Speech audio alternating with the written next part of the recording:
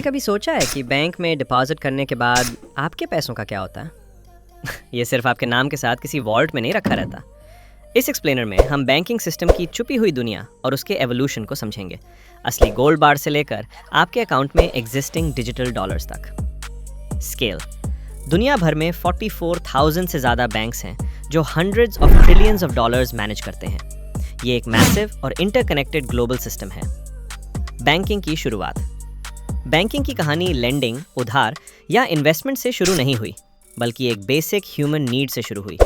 Debit card से बहुत पहले लोगों को अपने वैल्यूबल्स जैसे अनाज और मेटल्स रखने के लिए बस एक सेफ जगह चाहिए थी। कुछ लोगों ने स्टोरेज सर्विस देना शुरू किया और कहा, अपना सामान यहाँ छोड़ दो, ये सेफ रहेगा। यही बैंकिंग की शुरुआत थी, सिंपल और ट्रस्टेड सेफ कीपिंग। गोल्ड से पेपर मनी और बैंकिंग का एवोल्यूशन। जब गोल्ड करेंसी का स्टैंडर्ड बन गया तो एक नई प्रॉब्लम आई। गोल्ड कॉइन्स का भारी बैग लेकर चलना ठका देने वाला था और चोरों का खतरा भी था। इसका सोल्यूशन रेवोल्यूशनरी था। लोग अपना गोल्ड डिपॉजिट करते और बदले में उन्हें एक पेपर रिसीट मिलती। जल्दी लोगों ने रियलाइज किया कि रिसीट्स को ट्रेड करना ज़्यादा आसान था, क्योंकि सबको ट्रस्ट था कि पेपर के बदले रियल गोल्ड मिल सकता है। इसलिए पेपर मनी का जन्म हुआ। Money multiplier effect. इस कॉन्सेप्ट को समझने के लिए एक एग्जाम्पल लेते हैं। शुरुआती बैंक्स एक सेंट्रल रिजर्वॉयर की तरह थे, जहां सब लोग अपना वेल्थ जमा करते थे।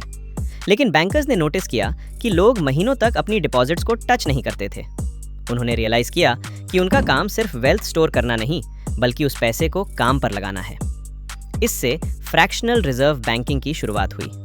ये सिस्टम इस बात पर चलता है कि सारे कस्टमर्स एक साथ अपना पैसा वापस नहीं मांगेंगे।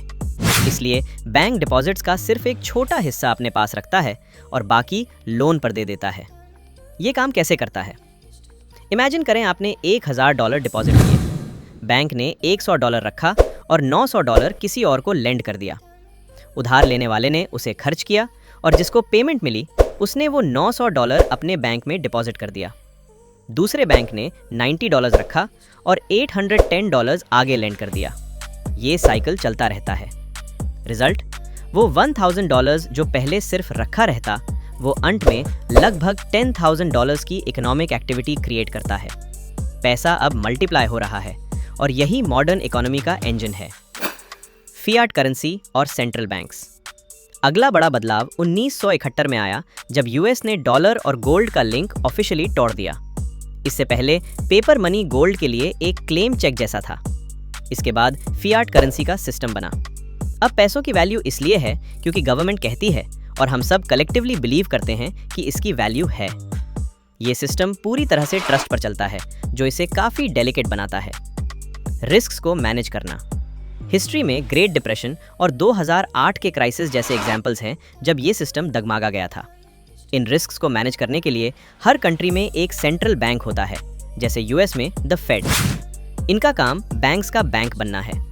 अगर इकोनॉमी एक खेत है तो सेंट्रल बैंक वहाँ का इंजीनियर है जो पानी के फ्लो को कंट्रोल करने के लिए वाल्व्स घुमाता है। इनका मेन काम है इन्फ्लेशन को कम रखना और एम्प्लॉयमेंट को बढ़ाना। कंक्लूजन: ये एक बैलेंसिंग एक्ट है। अगर इकोनॉमी बहुत होत है और इन्फ्लेशन बढ़ रहा है तो वो इंटरेस्ट रेट्स बढ़ा देते हैं। अगर इकोनॉमी स्लो है तो वो रेट्स कम कर देते हैं ताकि बोरोइंग बढ़े। हमने ग्रेन स्टोर करने से लेकर एक ऐसे ग्लोबल सिस्टम तक का सफ़र तय किया है जो वेल्थ को मल्टीप्लाई करता है। मैं बात यह है कि आज का पूरा फाइनेंशियल स्ट्रक्चर गोल्ड वॉल्ट्स पर नहीं, बल्कि रेगुलेशन, इकोनॉमिक इंजीनियरिंग और सबसे ज़रूरी सिस्टम में हमारे कलेक्टिव ट्रस्ट पर टिका है।